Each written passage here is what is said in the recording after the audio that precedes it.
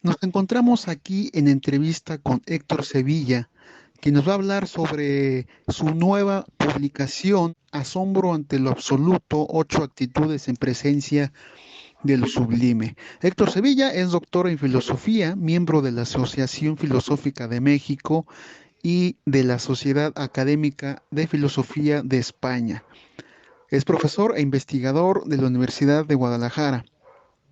Sobresalen sus libros Espiritualidad filosófica, Filosofía transpersonal y Apología del vacío. En esta obra, asombro ante lo absoluto, la maravilla nos envuelve. Lo absoluto no se restringe a nuestras ideas, por eso nos asombra. Bienvenido, Héctor Sevilla. ¿Qué tal, Lola? Me da gusto saludarte a Sael y también al auditorio. Yo me encuentro muy bien, espero que quienes escuchan también se encuentren bien. Después del libro La espiritualidad filosófica, ¿cómo surge y cómo nace Asombro ante lo absoluto? Sí, el libro de Espiritualidad Filosófica, publicado en 2018 también en Editorial Kairos, alude a tres filósofos, Nagarjuna, Sankara y Nichitani, que se centran en una espiritualidad que no deje de lado la reflexión, la meditación filosófica y la racionalidad. De hecho, la entienden como un camino para la espiritualidad o para la mística. Y una de las actitudes centrales dentro de la filosofía ha sido siempre la admiración, promovida y referida por Aristóteles como el punto de partida de toda la filosofía. Sin embargo, la admiración se centra hacia las cosas materiales, hacia las situaciones concretas, a diferencia del asombro, que es uno de los conceptos que más manejó el filósofo judío Abraham Heschel. El asombro va hacia aquellas cosas metafísicas cuya explicación no tenemos, pero que sin embargo podemos vislumbrar o intuir, de tal manera que la actitud de asombro es hacia lo absoluto, y lo absoluto es aquello que no depende de nuestra interpretación para ser lo que es decir, que no está sujeto a nuestra cognición y que no está al alcance de nuestro conocimiento. Entonces, el paso de espiritualidad filosófica como obra al paso de asombro ante lo absoluto es justamente el reconocimiento de la actitud central de la espiritualidad filosófica, que es el asombro ante lo absoluto. De tal manera que es un libro que da cierta continuidad al libro anterior, centrándose en un concepto diferente, que es el del asombro, pero que de alguna manera ya se había tocado someramente en el de espiritualidad filosófica. ¿Cómo podemos denominar conceptualmente y filosóficamente lo que es el asombro? Sí, eh, el asombro es una experiencia, primeramente, no es nada más una actitud, más bien las actitudes derivan del asombro. El, el asombro es una experiencia que genera actitudes. Eh, no hay que confundir el asombro ante lo absoluto con la sorpresa, por ejemplo. Uno tiene sorpresa ante algo inesperado, ante un suceso. Si hoy me dan una noticia que no espero, bueno, pues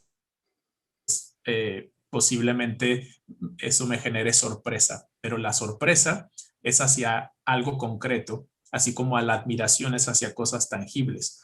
Lo asombro es más bien una experiencia de algo que no es posible explicar, pero que nos genera cierta especie de reverencia. Esta postura también es muy importante aludirla junto con la de asombro, la reverencia.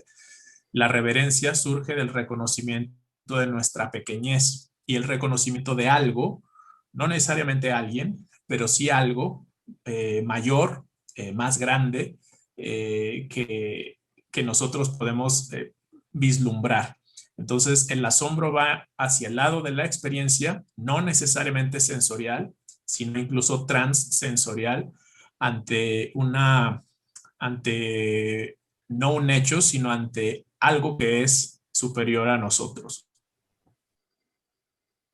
¿Cómo aborda Héctor Sevilla la cognición en este libro? ¿Podría esta aplicarse también a entidades artificiales, así como conscientes o inconscientes? Bueno, la cognición es una de las dimensiones que se abordan en el libro, junto con la pasión. De hecho, la cognición es la segunda, la tercera es la contemplación, la cuarta es la conexión y la quinta es el testimonio, que son dimensiones que integran aparte actitudes. Dentro de la dimensión de la cognición está en primer lugar la aceptación de que no se conoce a Dios y en segundo lugar la suspensión del juicio. Cuando aludo la aceptación de que no se conoce a Dios, estamos hablando de una actitud que requiere mucha humildad, porque abunda mucho la literatura y la narrativa y el sermón respecto a lo que Dios es. Pero acá más bien la postura es que Dios no es un concepto, que la deidad no se sujeta a nuestra representación y que nuestro lenguaje no logra narrar lo que es translingüístico. Visto desde esa perspectiva, aceptar que no se conoce a Dios es una actitud que deriva del reconocimiento de la limitación de nuestra cognición. Es decir, que nuestra capacidad para conocer no nos alcanza para eliminar la incertidumbre ante ciertas preguntas, y que más bien nos arroja de frente y a la cara el misterio, el abismo y desde luego también nuestra propia ignorancia. Aludo mucho en el libro la importancia de esta actitud de aceptar que no se conoce a Dios, lo cual no supone o no necesariamente significa un ateísmo, sino simplemente más bien el límite de la cognición en torno a lo absoluto o a lo sublime o a aquello que está fuera de nuestro alcance. Y por otro lado, la suspensión del juicio es también una actitud propia del escéptico, y uno de los autores centrales sería Sexto Empírico, que es un filósofo de hace alrededor de 2000 años, en donde se reconoce, sobre todo a partir de Nishitani, que es un filósofo de la escuela de Kioto, que la deidad no es las representaciones. Incluso hay una distinción que hace Nishitani en torno a lo que es la deidad y lo que es Dios. Y la deidad es lo que queda de Dios una vez que hemos quitado todas las representaciones de él, es decir, todos los maquillajes, conceptos, concepciones, nombres que le hemos puesto. Lo que queda es la deidad, y la deidad para Nishitani es algo vacío, es una especie de vacuidad. Así que la suspensión del juicio es literalmente reconocer que no podemos afirmar algo de manera contundente en torno a este ámbito. Habla usted de la vacuidad. ¿Cómo adentrarse en esta lógica de la vacuidad? ¿Esto implica asumir una disciplinada tolerancia situacional de acuerdo con los sucesos de la vida que acontecen fuera de la propia voluntad? La vacuidad es un concepto que surge del budismo, concretamente el budismo Mahayana, que toma en cuenta el Advaita Vedanta o el Vedanta o la sabiduría de la no dualidad. Pero el siguiente paso es el reconocimiento de la vacuidad. ¿Qué es esto de la vacuidad? Es asumir y reconocer que nuestro conocimiento siempre está en dependencia de nuestros saberes previos. Es decir, si yo ahora mismo juzgo a una persona como buena o como mala, ese juicio está condicionado por un conocimiento previo. Y el conocimiento previo que yo tengo sobre lo que es bueno o es malo está también condicionado por una cultura que me lo enseñó así. Y esa cultura a la vez está condicionada por una historia que la delimitó de esa manera, y a la vez esa historia está condicionada por muchos otros factores. Es decir, la vacuidad es el reconocimiento de que todo conocimiento está dependiente o es contingente a otras cosas, es decir, que no es independiente, que es vacío. Y ese es un paso o uno de los procedimientos para reconocer lo que se conoce como la upadi. La upadi es la ilusión, es una especie como de ficción en la cual vivimos. Y justamente el reconocimiento de la vacuidad va en torno a eso, en darnos cuenta de que no porque pensemos algo o no porque creamos algo, las cosas son así. Es decir, no porque hoy desperté triste y juzgo que la vida no tiene sentido, entonces no lo tiene. No porque hoy estoy enojado y juzgo que una persona es mala, ya por eso lo es. Y así sucesivamente. La vacuidad va más en la línea el reconocimiento de la fragilidad de nuestras propias interpretaciones y el vacío de sus contenidos. En esta obra también se aborda la educación holística. Puede entenderse como una estrategia comprensiva para reestructurar la educación en todos sus aspectos, es decir, la manera como el proceso de aprender es enfocado a la importancia principalmente de los valores y la naturaleza de la inteligencia.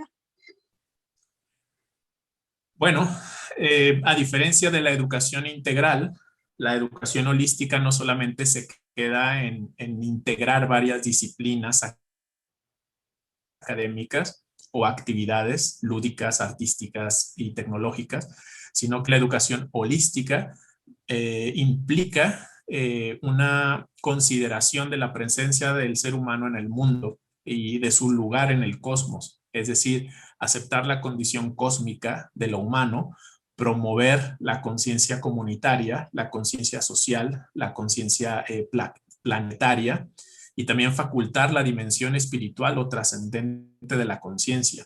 Esto es, integrar también la espiritualidad, no como una asignatura o una materia, sino como una dimensión propia de todo el proceso de conocimiento del ser humano. Romper esta especie de monopolio que han hecho las religiones de la espiritualidad y más bien entender la espiritualidad como un derecho, como una situación natural, como una situación que corresponde desarrollar al ser humano. Están involucrados los valores, pero siempre que se habla de educación en valores, se corre el peligro de que no sea más que una especie de adoctrinamiento en la manera de valorar de las personas que tienen la autoridad de enseñar. Y creo que eso también es peligroso.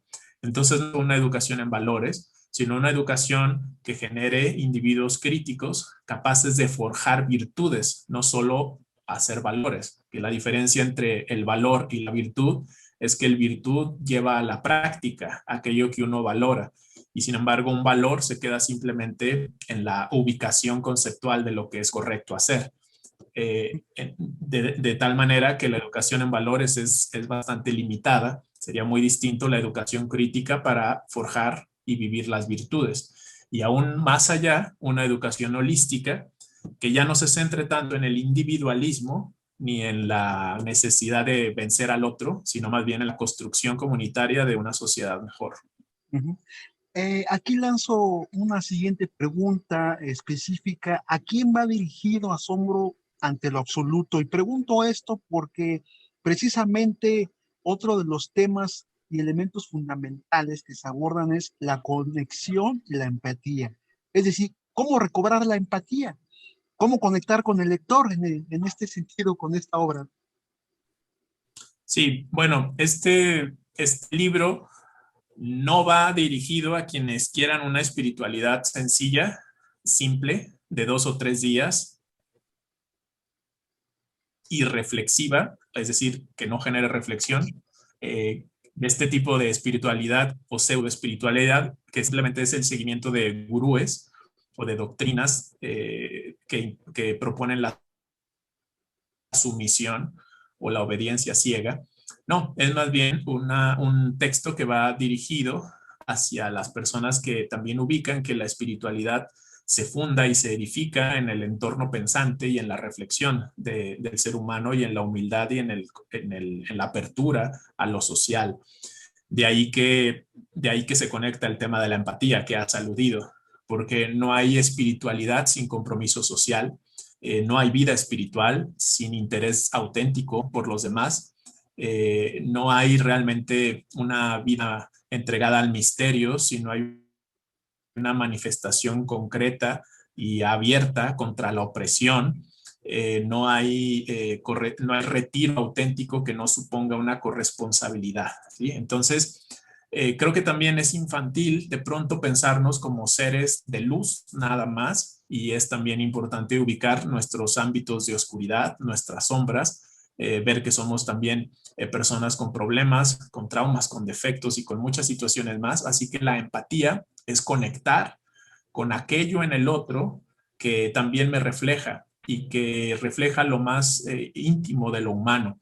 No solamente conectar con la abundancia y con lo bello, sino también reconocer la flacidez y la pobreza y la carencia que también está en nosotros como personas y como seres claroscuros que somos. Precisamente hablando de manifestaciones y pues uno de los tópicos finales del libro es la expresión del arte. En ese sentido, ¿cómo define Héctor Sevilla lo sublime? Sí, lo sublime es algo que no, necesita una analogía para ser expresado. Una analogía es una representación, no necesariamente ficticia, sino justamente vinculada a aquello que el artista quiere expresar, ¿sí? Ya sea el escultor, el músico, el poeta, el literato, el dedicado a la danza, todos ellos de alguna manera manifiestan en medio del arte su asombro ante algo. Hay una especie de fuente originaria. El artista necesita asombrarse, si no es difícil que transmita eh, la poética del arte como tal.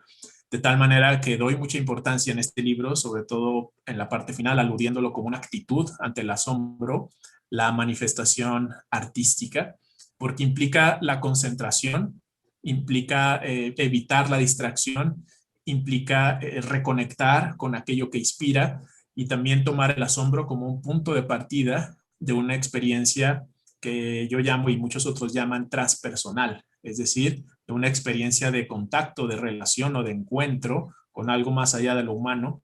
Y el arte es una representación también alusiva de eso, de lo sublime, de aquello que está como en otra categoría, que no, que solo se percibe por medio de la intuición y que después se manifiesta tangiblemente en la obra artística.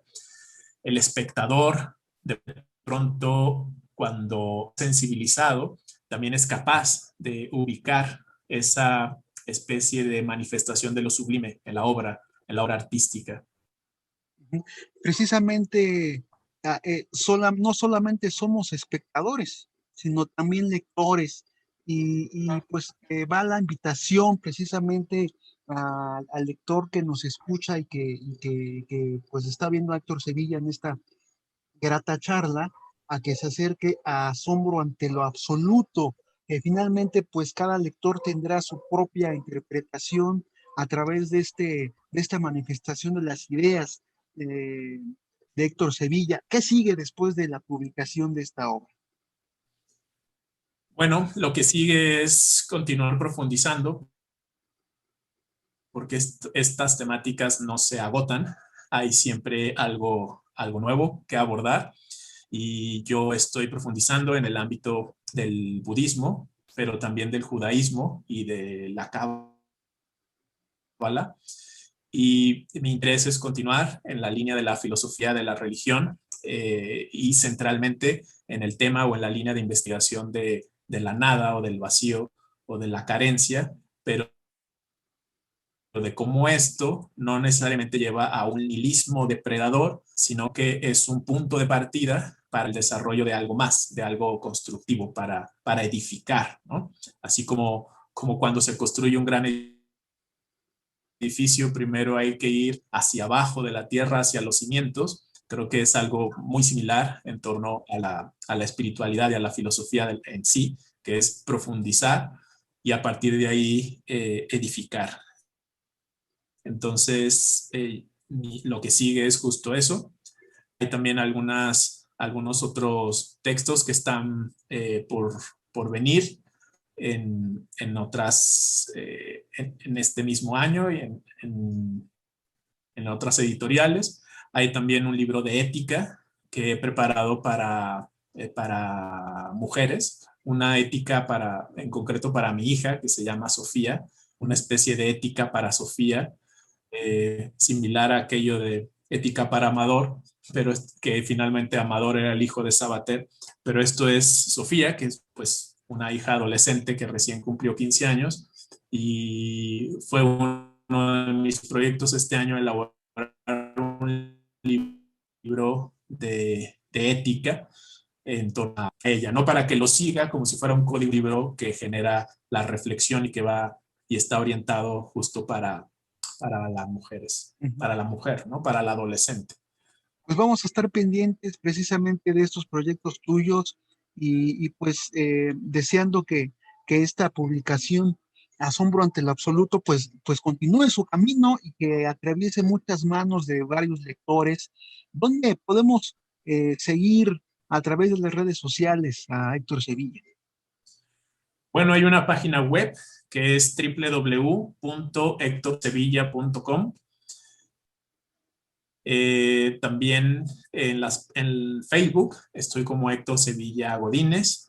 Eh, Estas son las redes. No tengo hasta ahora Instagram, pero es en Facebook. Y el libro pues puede ser solicitado tanto en las distintas distribuidoras y librerías del país y también